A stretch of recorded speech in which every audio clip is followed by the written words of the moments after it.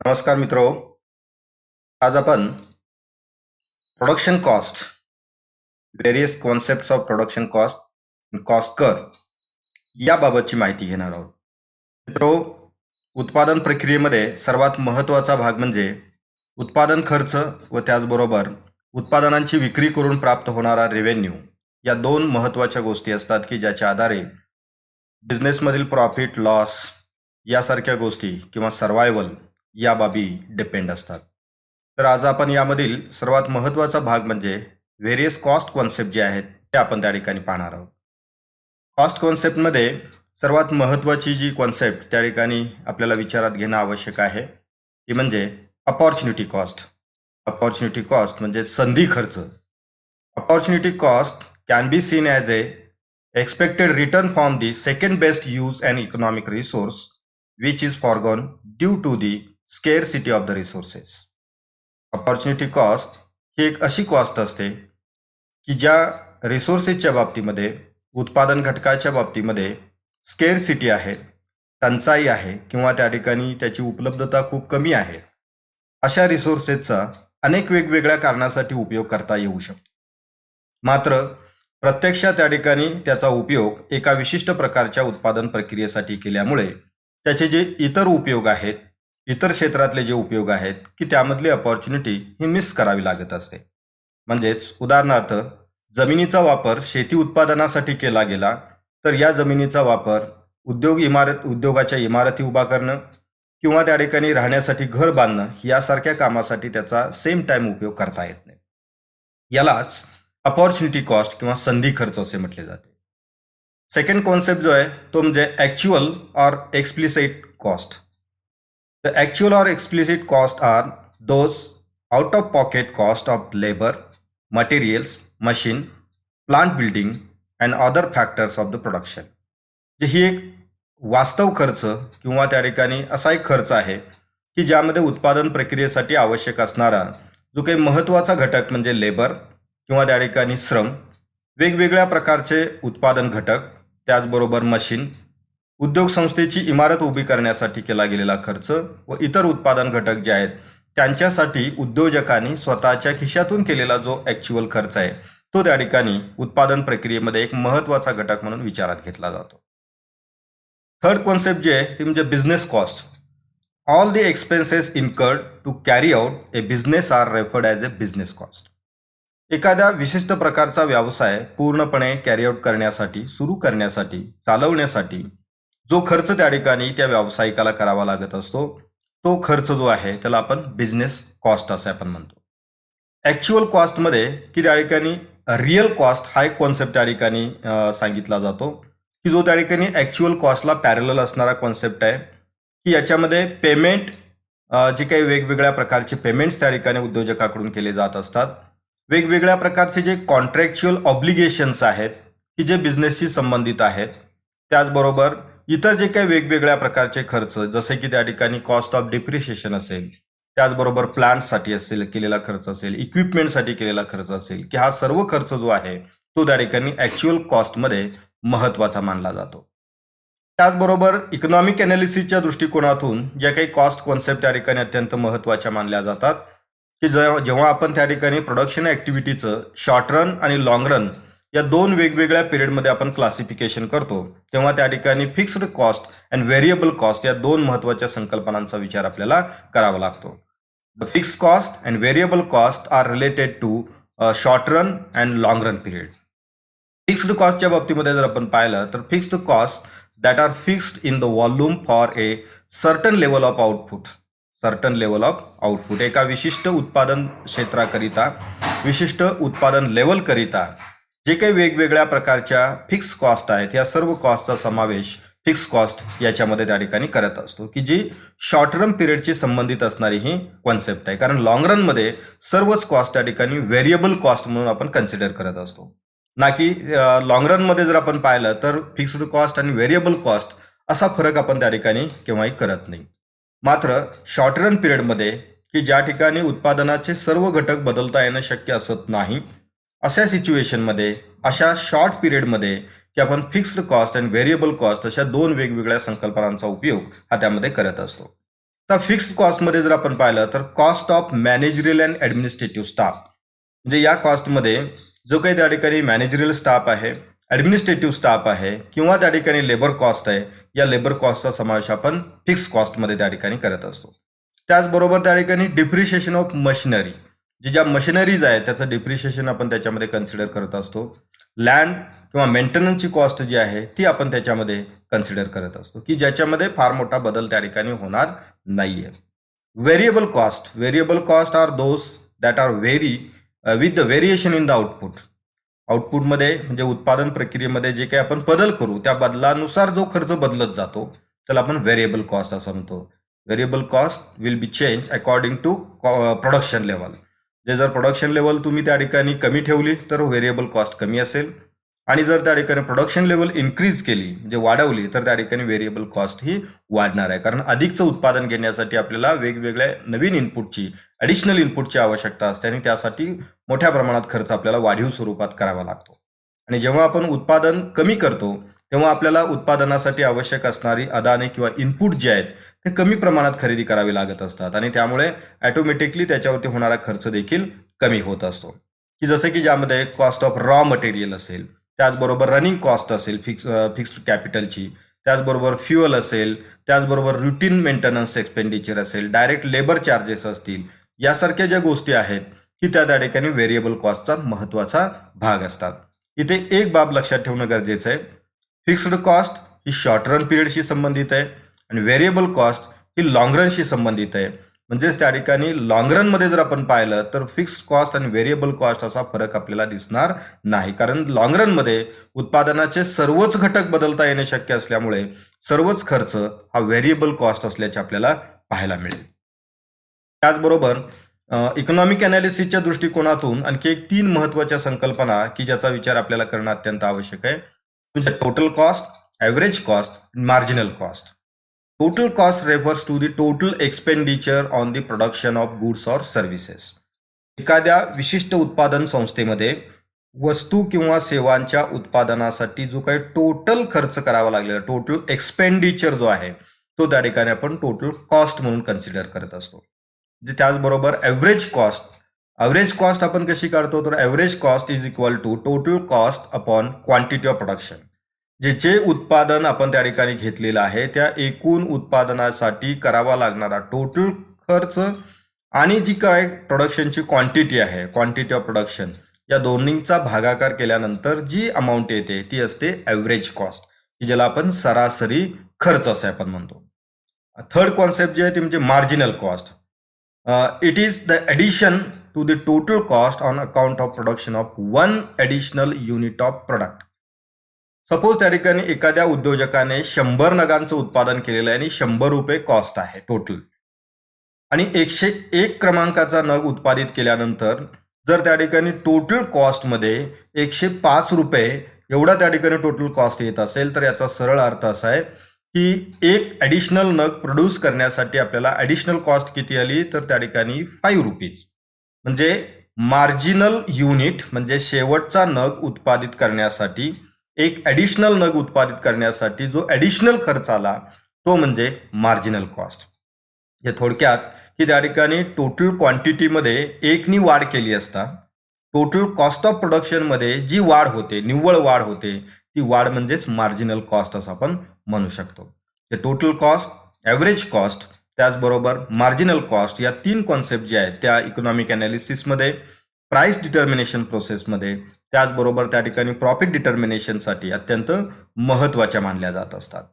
त्याचबरोबर इतर आणखी काही वेगवेगळ्या प्रकारच्या कॉन्सेप्ट की ज्या मॅनेजरल इकॉनॉमिक्समध्ये आपण त्या ठिकाणी विचारात घेत असतो त्या म्हणजे इन्क्रिमेंटल कॉस्ट.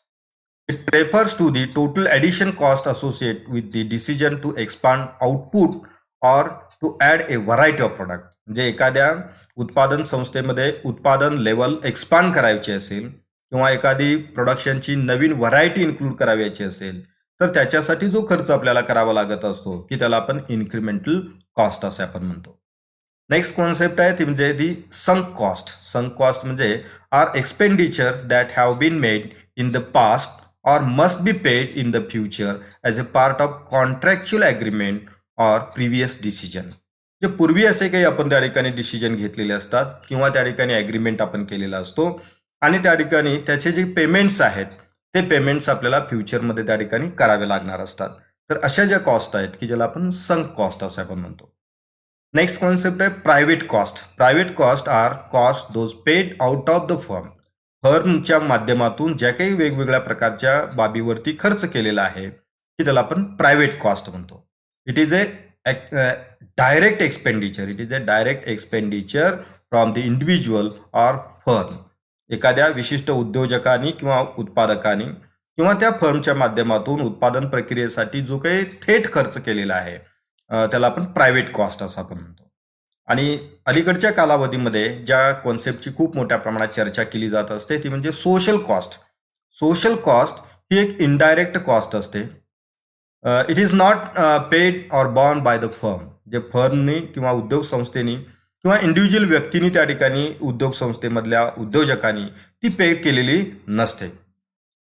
फॉर एक्झाम्पल जेव्हा आपण वेगवेगळ्या प्रकारचे नॅचरल रिसोर्सेस यूज करत असतो तेव्हा त्या ठिकाणी निसर्गामध्ये उपलब्ध असणारे जे फ्रीली अवेलेबल रिसोर्सेस आहेत त्याचा यूज आपण उत्पादन प्रक्रियेसाठी करत असतो, परंतु सोसायटीला त्याची कॉस्ट पे करावी लागत असते. उदाहरणार्थ नदीच्या पाण्याचा वापर उद्योग संस्थेसाठी केला असता समाजातील किंवा नदीच्या परिसरामध्ये असणाऱ्या लोकांना पिण्याच्या पाण्याचं शॉर्टेज त्या ठिकाणी निर्माण होऊ शकतं आणि शॉर्टेज निर्माण झाल्यामुळे जी कॉस्ट पे करावी लागत असते त्याला आपण त्या ठिकाणी सोशल कॉस्ट असं म्हणू शकतो.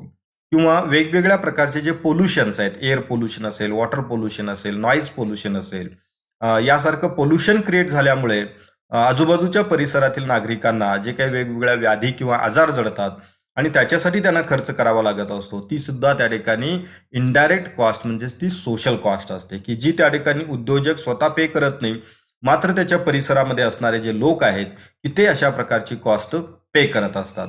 तर अशा अनेक वेगवेगळ्या गोष्टी आहेत की ज्या इनडायरेक्ट कॉस्टशी संबंधित असतात की जे सोसायटीला त्या ठिकाणी नाहक भुर्दंड म्हणून त्या पे कराव्या लागत असतात, तर त्याला आपण सोशल कॉस्ट असे म्हणू शकतो. आता कॉस्ट कर्वच्या बाबतीमध्ये जर आपण पाहिलं तर ॲव्हरेज कॉस्ट कर्व हा एक अत्यंत महत्त्वाचा भाग इकॉनॉमिक अनालिसिसमध्ये असतो.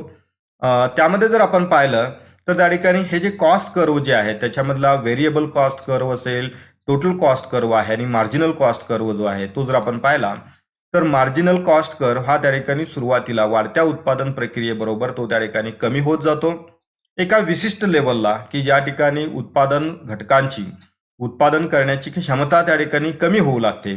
त्यानंतर त्या ठिकाणी हा जो काही मार्जिनल कॉस्ट जो आहे तो डावीकडून उजवीकडे हा वर जात असतो. म्हणजे सुरुवातीला तो डेमिनेसिंग दिसेल आणि त्यानंतर तो इन्क्रीजिंग असल्याचे आपल्याला त्या ठिकाणी पाहायला मिळेल.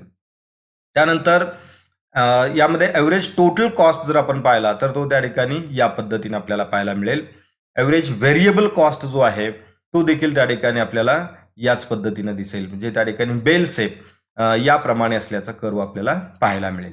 म्हणजे आपण पाहिलेलं आहे यापूर्वी शॉर्ट रन पिरियडमध्ये ॲव्हरेज कॉस्ट कर्व जो असतो तो यू अक्षरासारखा असतो आणि लॉंग रनमध्ये तो पसरट यू अक्षरासारखा असतो, बेल शेप असतो. म्हणजे याचं कारण म्हणजे त्या ठिकाणी लॉंग रनमध्ये की आपण जेव्हा त्या ठिकाणी उत्पादन प्रक्रिया एक्सपांड करत असतो की तेव्हा त्या ठिकाणी अनेक वेगवेगळ्या प्रकारच्या इकॉनॉमीज ऑफ स्केल, इंटरनल असतील, एक्सटर्नल स्केल असतील, त्या प्राप्त होऊ लागतात आणि त्यामुळे इमिजिएटली ॲव्हरेज कॉस्ट कर्व हा त्या ठिकाणी इथून डायरेक्ट वरती न जाता तो त्या ठिकाणी पुढे थोडासा एक्सटेंड होतो, परंतु एका विशिष्ट मर्यादेनंतर पुन्हा तो अपवर्ड डायरेक्शनला शिफ्ट होत असल्याचे आपल्याला पाहायला मिळेल. जे ॲव्हरेज कॉस्ट कर्वच्या बाबतीमध्ये आपल्याला ही सिच्युएशन त्या ठिकाणी पाहायला मिळेल. तर लॉंग रन आणि शॉर्ट रन कॉस्ट कर्वच्या बाबतीत जर आपण पाहिलं तर बऱ्याच वेळेला आपल्याला एक प्रश्न असा पडतो की त्या ठिकाणी लॉंग रन कॉस्ट कर्व हा नेमका कसा ड्रॉ केलेला आहे, ज्याला आपण LAC असं आपण म्हटलेलं आहे, long run average cost curve. Actually त्या ठिकाणी तो कॉस्ट कर्व हा त्या ठिकाणी शॉर्ट रन पिरियड मधल्या ॲव्हरेज कॉस्ट कर्वचा लोअर पॉईंट असतो. म्हणजे हा एका अल्प कालावधीमधला short run average cost curve number 1 आहे, हा 2 आहे, हा 3 आहे, हा 4 आहे आणि हा 5 आहे. 5 वेगवेगळ्या कालावधीमधले हे short run average cost curve आहेत की जे त्या ठिकाणी सर्वसाधारण यू अक्षराप्रमाणे आहेत. मात्र त्याचे लोअर पॉईंट जर आपण पाहिले, lower point in case of SAC 1 lower point is A. In case of second curve, the lower point is B. In case of third curve, lower point is C, D and E. हे जे lower points आहेत हे एकमेकाला connect केले असता की आपल्याला long term मधला ॲव्हरेज कॉस्ट कर्व त्या ठिकाणी प्राप्त होतो आणि ज्याला आपण म्हटलेलं आहे LAC, this is the long run average cost curve, की जो त्या ठिकाणी वेगवेगळ्या अल्पकालीन म्हणजे शॉर्ट रन ॲव्हरेज कॉस्ट कर्वच्या लोअर पॉइंटला कनेक्ट करून आपल्याला त्या ठिकाणी प्राप्त होतो. या प्रत्येक स्टेजला जर आपण पाहिलं तर आउटपुट जे आहे ते त्या ठिकाणी तुम्हाला इन्क्रीज होत गेलेलं आपल्याला पाहायला मिळेल. जे इथे जर आपण पाहिलं तर 200, 400, 600, 800, 1000 हे आपल्याला त्या ठिकाणी प्रोडक्शन इन्क्रीज होत गेलेली दिसेल. मात्र 600 क्वांटिटी ही एक अशी क्वांटिटी आहे की लॉंग रनमध्ये कमीत कमी उत्पादन खर्चामध्ये की आपल्याला 600 क्वांटिटी त्या ठिकाणी करता येऊ शकते. मात्र त्याच्या पुढे जर आपल्याला प्रोडक्शन एक्सपांड करायचं असेल तर आपल्याला ॲव्हरेज कॉस्ट जी आहे ती त्या ठिकाणी जास्त पे करावी लागेल, बेअर करावी लागेल. म्हणजे C पेक्षा D मध्ये आणि D पेक्षा E मध्ये ही जी ॲव्हरेज कॉस्ट जी आहे ती जास्त असल्याची आपल्याला त्या ठिकाणी पाहायला मिळेल. तर याच्यावरून एक बाब आपल्या लक्षात येईल की इथे long run average cost curve जो आहे तो वेगवेगळ्या शॉर्ट रन ॲव्हरेज कॉस्टनी कनेक्ट करून हा तयार केलेला कॉस्ट कर्व असतो. त्याचबरोबर फिक्स अँड व्हेरिएबल कॉस्ट किंवा टोटल कॉस्ट हा जर आपण त्या ठिकाणी पाहिला तर फिक्स कॉस्ट कर्व जो आहे तो ऑलवेज त्या ठिकाणी या ॲक्सिसला म्हणजे जो त्या ठिकाणी एक्स ॲक्सिस जो आहे त्या एक्स ॲक्सिसला पॅरलल असतो. कारण त्याच्यामध्ये शॉर्ट रन पिरियडमध्ये कोणत्याही प्रकारची वाढ किंवा घट करता येणं शक्य असत नाही. तो एक एस्टॅब्लिशमेंट कॉस्ट असतो की ज्याच्यामध्ये घट त्या ठिकाणी होऊ शकत नाही. वाढत्या उत्पादनाबरोबर त्यामध्ये बदल होऊ शकत नाहीयेत. उदाहरणार्थ प्लांटसाठीचा खर्च असेल, मशिनरीसाठीचा खर्च असेल, टूल्ससाठीचा खर्च असेल, ज्या काही नेसेसिटी आहेत, ज्या काही महत्त्वाच्या गरजा आहेत की त्याच्याशिवाय उत्पादन सुरूच केलं जाऊ शकत नाही, अशा ज्या काही बाबी आहेत की जो सुरुवातीचा एस्टॅब्लिशमेंट कॉस्ट म्हणून आपण जो विचारात घेतो तो म्हणजे त्या ठिकाणी फिक्स्ड कॉस्ट आहे की ज्याचा कॉस्ट कर्व हा एक्स ॲक्सिसला त्या ठिकाणी पॅरलल असल्याचे आपल्याला दिसून येईल. तर त्यानंतर व्हेरिएबल कॉस्ट. व्हेरिएबल कॉस्ट जो आहे की त्याचं ओरिजिन हे झिरोमध्ये आपल्याला दिसेल. झिरोतून तो त्या ठिकाणी स्टार्ट होतो. जसजसं त्या ठिकाणी आपण प्रोडक्शन इन्क्रीज करत जाऊ तसं त्या ठिकाणी हा काय होईल की तो वरच्या दिशेला अपवर्ड डायरेक्शनला शिफ्ट होत जाणार आहे. जेवढं जास्त उत्पादन आपण करू तेवढं त्या ठिकाणी व्हेरिएबल कॉस्ट ही जास्त असणार आहे आणि जर आपण उत्पादन कमी केलं तर आपला व्हेरिएबल कॉस्ट देखील कमी असणार आहे. आणि टोटल कॉस्ट जो आहे तो म्हणजे fixed cost plus variable cost या दोन्हीची जी टोटल असते ती टोटल म्हणजे टोटल कॉस्ट येते. म्हणजे त्या ठिकाणी इथे जर आपण पाहिलं तर या पॉइंटमध्ये इथे तुम्हाला दिसेल की टोटल कॉस्ट ही त्या ठिकाणी झिरो नाही आहे. याचं कारण काय तर जरी त्या ठिकाणी उत्पादन 0 इतकं असलं तरी फिक्स्ड कॉस्ट हा 300 इतका त्या ठिकाणी अस्तित्वात आहे. त्यामुळे जरी प्रोडक्शन 0 जरी असलं तरी त्या फर्मच्या बाबतीमधला टोटल कॉस्ट जो आहे तो 300 इतका असणारच आहे. आणि जेव्हा आपण उत्पादन स्टार्ट करू तेव्हा व्हेरिएबल कॉस्ट ॲडिशन होत जाईल. तेवढ्याच प्रमाणात त्या ठिकाणी टोटल कॉस्टमध्ये देखील ॲडिशन होत जाणार आहे आणि म्हणून टोटल कॉस्टचा जो कर्व आहे तो त्या ठिकाणी 300 पासून स्टार्ट होईल आणि तो अपवर्ड डायरेक्शनला वरती जाणार आहे. मात्र तेच आपण व्हेरिएबल कॉस्टच्या बाबतीमध्ये पाहिलं तर त्याचं ओरिजिन हे झिरोमध्ये असेल. Means the origin of the variable cost curve is zero. But in case of total cost curve, the origin of the total cost curve is fixed cost. Fixed cost जी आहे ते त्याचं ओरिजिन असणार आहे. म्हणजे तिथून तो स्टार्ट होणार आहे, ना की तो त्याच्या वरतून स्टार्ट होईल ना तो त्याच्या खालून स्टार्ट होईल. तो एक्झॅक्टली फिक्स्ड कॉस्टचा जो पॉईंट आहे तिथूनच त्या ठिकाणी टोटल कॉस्टचा कर्व हा स्टार्ट होणार आहे. तर अशा पद्धतीने त्या ठिकाणी हे वेगवेगळे कॉस्ट कर्व जे आहेत ते आपल्याला त्या ठिकाणी पुढील वेगवेगळ्या अनालिसिसमध्ये की त्याचा उपयोग आपल्याला करून घ्यायचा आहे. पुन्हा एकदा आपण त्या ठिकाणी रिव्ह्यू घेऊया की ॲव्हरेज कॉस्टमध्ये मार्जिनल कॉस्ट कर्व हा या पद्धतीनं असतो. सुरुवातीला तो डाऊनवर्ड असेल, नंतर तो अपवर्ड असेल. त्याचबरोबर व्हेरिएबल कॉस्ट जो आहे तो सुरुवातीला त्या ठिकाणी डाऊनवर्ड दिसेल आणि एका विशिष्ट लेवल नंतर तो हळूहळू इन्क्रीज होत जाईल. सेम सिच्युएशन टोटल कॉस्टच्या बाबतीमध्ये देखील असेल, परंतु ॲव्हरेज व्हेरिएबल कॉस्टच्या वरती हा ॲव्हरेज टोटल कॉस्ट त्या ठिकाणी असणार आहे, तो खाली असणार नाही. कारण fixed cost plus average cost याच्यातून त्या ठिकाणी टोटल कॉस्टचा कर्व हा ड्रॉ केला जात असतो. त्यानंतर शॉर्ट रन आणि लॉंग रन कॉस्ट कर्व जो आहे त्याच्या बाबतीमध्ये आपण पाहिलं की अनेक शॉर्ट रन कॉस्ट कर्वच्या लोअर पॉईंटला कनेक्ट करून की त्या ठिकाणी आपण long run average cost curve draw करत असतो आणि त्यामुळे तो या ठिकाणी पसरट या पद्धतीचा त्या ठिकाणी दिसत असतो. शॉर्ट रन मधला ॲव्हरेज कॉस्ट कर्व मात्र यू शेप या पद्धतीचा त्या ठिकाणी असणार आहे. आणि फिक्स्ड कॉस्टच्या बाबतीमध्ये तो स्टेबल असेल, there is no change at all in the fixed cost. But in case of variable cost, it will be increase or it will be decrease according to level of production. म्हणजे level of production नुसार variable cost increase होईल किंवा त्या ठिकाणी decrease होऊ शकते. आणि total cost ही त्या ठिकाणी फिक्स्ड कॉस्ट व व्हेरिएबल कॉस्ट या दोन्हींची बेरीज असते आणि त्यामुळे नेहमी टोटल कॉस्ट ही त्या ठिकाणी फिक्स्ड कॉस्टच्या वरतून त्या ठिकाणी स्टार्ट होणार आहे, त्याच्या ओरिजिन पॉईंटमधून ती त्या ठिकाणी सुरू होणार आहे. तर व्हेरिएबल कॉस्टचं ओरिजिन जर आपण पाहिलं तर ते झिरोमधून त्या ठिकाणी स्टार्ट होईल, कारण जेव्हा प्रोडक्शन असत नाही तेव्हा व्हेरिएबल कॉस्ट झिरो असते. जेव्हा त्या ठिकाणी प्रोडक्शन आपण स्टार्ट करतो तेव्हा व्हेरिएबल कॉस्ट इन्क्रीज व्हायला सुरुवात होत असते. तर हे वेगवेगळ्या प्रकारचे कॉस्ट कर्व की आपल्याला त्या ठिकाणी समजून घेणं आवश्यक आहे. तर हे जे सगळे कॉस्ट कर्व जे आपण पाहिले तर ते त्या ठिकाणी आपण क्लासिकल अप्रोचच्या अनुषंगाने जे कॉस्ट कर्व जे होते ते आपण पाहिले. परंतु मॉडर्न इकॉनॉमिक अनालिसिसमध्ये जे त्या ठिकाणी ॲव्हरेज कॉस्ट कर्व जो आहे किंवा त्या ठिकाणी मार्जिनल कॉस्ट कर्व जो असतो की तो त्या ठिकाणी यू अक्षरासारखा किंवा पसरट यू अक्षरासारखाच नेहमी असतो असं त्या ठिकाणी नाही. तर त्या ठिकाणी तो आपण या आकृतीमध्ये ज्या पद्धतीनं पाहत आहोत त्या पद्धतीनं त्या ठिकाणी असतो, अशा प्रकारची मांडणी मॉडर्न इकॉनॉमिस्टनी केलेली आहे. तर इथे जर आपण पाहिलं तर शॉर्ट रन मार्जिनल कॉस्ट जो आहे तो एका विशिष्ट लेवलपर्यंत त्या ठिकाणी डिक्रीज होत चाललेला आहे. मात्र त्या ठिकाणी इथे अशा काही इकॉनॉमीज ऑफ स्केल प्राप्त झाल्या की ज्यामुळे तो त्या ठिकाणी प्राप्त होणं बंद झालं आणि त्यामुळे त्या ठिकाणी तो इन्क्रीज होत गेला. इथे आपण टेक्नॉलॉजी चेंज केली, इकॉनॉमिक्स ऑफ स्केल त्या ठिकाणी मिळायला लागल्या आणि त्या ठिकाणी स्टेबल रिटर्न जो आहे, ज्याला आपण फिक्स्ड रिटर्न असं आपण म्हणू शकतो, की जिथे फार मोठ्या प्रमाणात खर्चात वाढही होत नाही आणि घटही होत नाही. तर असं त्या ठिकाणी प्रयत्न प्रत्येक उद्योजक हा ड्युरिंग द प्रोडक्शन ऍक्टिव्हिटी हे करत असतो. आणि याचा परिणाम म्हणून मार्जिनल कॉस्ट असेल, त्याचबरोबर ॲव्हरेज कॉस्ट असेल की त्याच्यामध्ये इमिजिएटली इथून पुढे वाढ न होता की त्या ठिकाणी एका विशिष्ट कालावधीपर्यंत त्या ठिकाणी काय होतं की तो स्टेबल राहतो. आणि याचं कारण मॉडर्न इकॉनॉमिस्टनी जे सांगितलेलं आहे ते म्हणजे रिझर्व्ह कॅपॅसिटी. प्रत्येक इंडस्ट्रियल युनिटमध्ये फर्ममध्ये रिझर्व्ह कॅपॅसिटी ठेवलेली असते. रिझर्व्ह कॅपॅसिटीचा यूज जेव्हा सुरू होतो तेव्हा मार्जिनल कॉस्ट इन्क्रीज होत नाही किंवा ती डिक्रीज देखील होत नाही, कारण ऑलरेडी रिझर्व्ह कॅपॅसिटी त्या ठिकाणी शिल्लक असते. त्याचा फक्त युटिलायझेशन त्या कालावधीमध्ये होत असतं आणि हे युटिलायझेशन होत असल्यामुळे मार्जिनल कॉस्ट जो आहे तो त्या ठिकाणी इन्क्रीज होणार नाही.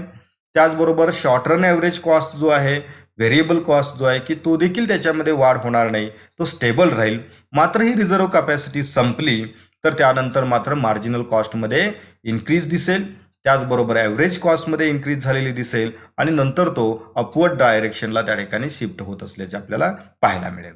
थोडक्यात क्लासिकल इकॉनॉमीच्या अप्रोचनुसार ॲव्हरेज कॉस्ट कर्व जो असतो शॉर्ट रन मधला तो यू अक्षरासारखा असतो, लॉंग रन मधला तो पसरट यू अक्षरासारखा असतो. मात्र मॉडर्न इकॉनॉमीच्या अप्रोचनुसार की तो त्या ठिकाणी बेल शेप, जे त्या ठिकाणी पसरट बसीसारखा या पद्धतीचा त्या ठिकाणी आपल्याला असल्याचे पाहायला मिळेल की जो एका विशिष्ट पोर्शनमध्ये तो फ्लॅट असल्याचे आपल्याला पाहायला मिळेल, ना की तो यू शेप असेल. म्हणजे हा एक नवीन विचार मॉडर्न इकॉनॉमिस्टनी या मॉडर्न कॉस्ट कर्वच्या बाबतीमध्ये मांडलेला आपल्याला पाहायला मिळेल. धन्यवाद.